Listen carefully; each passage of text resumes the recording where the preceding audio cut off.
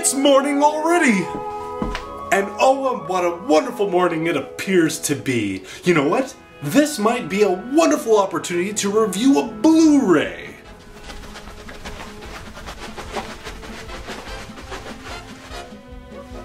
So many things to review. I wonder what I should talk about. Probably Mad Max, since Mad Max Fury Road is in the theaters and this is the new Scream Factory release of the original film that spawned all these sequels. It just seems like a good idea to review it right now. It's topical. Hi, Joey. Hi, Kevin. What are you doing here? Oh, well, I'm the pointless cameo. That makes sense. What do you think, puppet version of myself? I can't move my arms!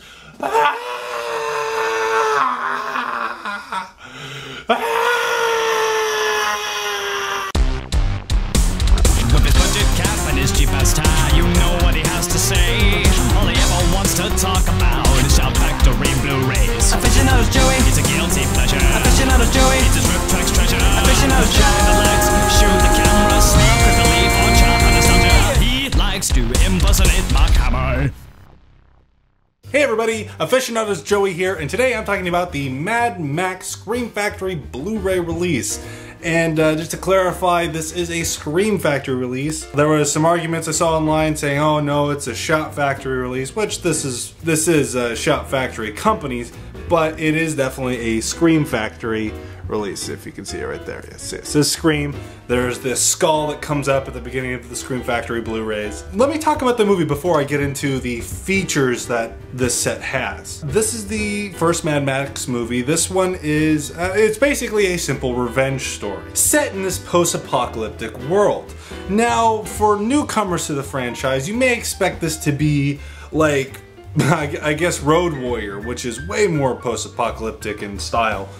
But this is actually set right before the lights go out, if you will. It's set right before, right when law is about to crumble. There's actually sequences where they're trying to maintain law and order, but they can't because everyone's losing their minds and they can't keep up with it. They can't keep up with the decay of society.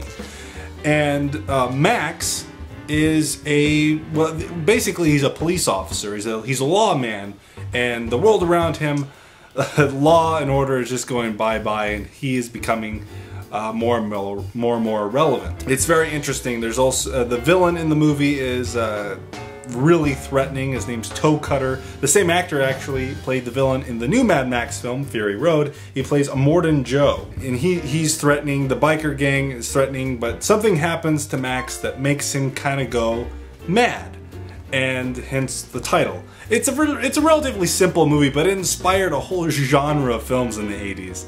And it looks like with the Mad Max Fury Road, that's happening again. I just saw Asylum has their own post-apocalyptic car movie. And I'm kind of hoping that that brings back that subgenre of Mad Max ripoffs. I always was rather fond of them. They're just a lot of fun. Now let's talk about the Scream Factory release of this bad boy. Now, there's really only 2 new bonus features to this release. All the other bonus features are carryovers from this release, which I guess is a fine release for a DVD. To be honest, I was a little disappointed about that. I mean, there are other releases of Mad Max on Blu-ray, and it just feels kind of a cheat to just have 2 extra features, especially when Scream Factory is known for just packing their Blu-rays with extra content. But at the end of the day, it is a superior transfer of this movie. And one of the new bonus features contains interviews with Mel Gibson, that's the highlight of this release, Joanne Samuel, sorry if I'm saying that name wrong, and the director of photography. That was pretty awesome. When I first heard of the release, I heard that they were gonna have an interview with Mel Gibson. I was like, oh my gosh, that's great, I have to pick this up. The other bonus feature is the American dubbed version of the movie. Which sucks. It was actually the first time I ever watched Mad Max. I actually hated it because I saw the dubbed version, and it's a very bizarre story of why it's like this. Apparently, back in the 70s, they thought Americans wouldn't be able to understand the Australian accent, so they dubbed it in English, and the result was pretty bad. The version I specifically saw was dubbed, but it also didn't have any music. This version, if you prefer the dubbing, if that's what you prefer, it has the music. So if you want to watch it that way, you can. You now have that option, which wasn't previously available. It was only on VHS. So you have that. That's a new bonus feature. You have the interviews. That's a new bonus feature.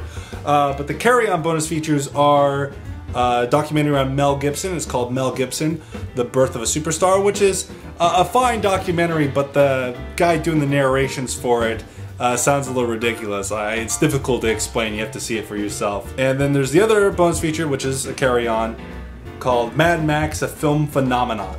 And then you have your standard theatrical trailer, TV spots, and photo galleries, things like that. Those are standard with any release. Alright, let's take a moment to talk about the box art for this release. Now, this is new art, a new poster specifically for this release. It's got everyone who is a major player in the movie. The wife, the boss guy, his best friend, Max, Toe Cutter, Bubba, and I forgot this guy's name, but he's an important character. Something that happens with him actually inspired the movie Saw. It's really good, represents the movie well, I like it. But you know what, personally, I've always been a fan of the original poster, which totally misrepresents the movie. It makes it look like a Star Wars knockoff, really.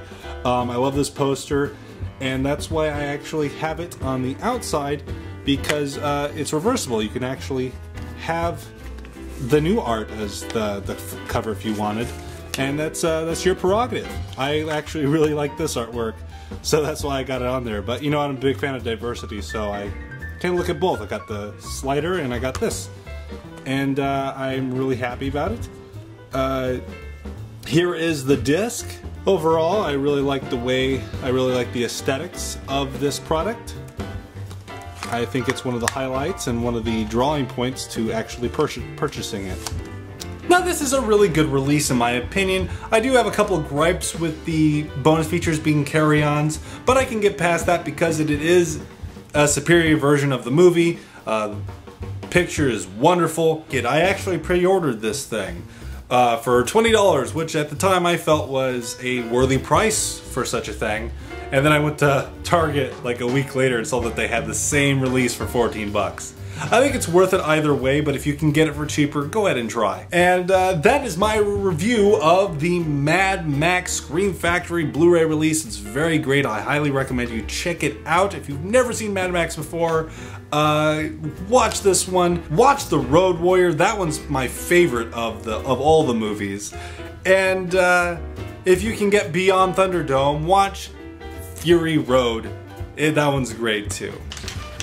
Well, that seems to be everything on the list. Oh, pony crap.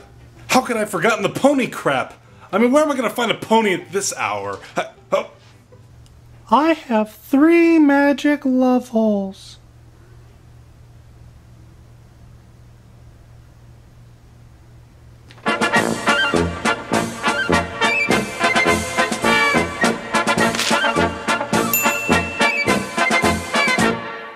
Hey, thank you so much for watching this video. For those of you that feel a little in the dark, this is actually a parody of another reviewer, a good friend of mine, Aficionados Chris. He's an excellent YouTuber. He puts a lot of passion and time into his videos, and you can really tell with every single one of his videos that he really cares about what he's doing. I highly recommend you check him out. On top of his normal reviews, he also does really cool interviews with such people as Lean Cara or Adam Johnson from Your Movie Sucks. They're really entertaining, and everything about his channel is just awesome, and I highly recommend you check him out. If you look at the screen here, you'll see a personal favorite of mine. It's a video where Chris reviews the Tintin games. He also has a really great guest appearance by Guru Larry. And this is your first time hearing about me, I recommend you check out this video, where I review all the Lake Placid films. I'd also like to take a moment to thank Will Ryan of DA Games, That Movie Nerd, and Sean Webby for all their help with this video. Thank you for watching.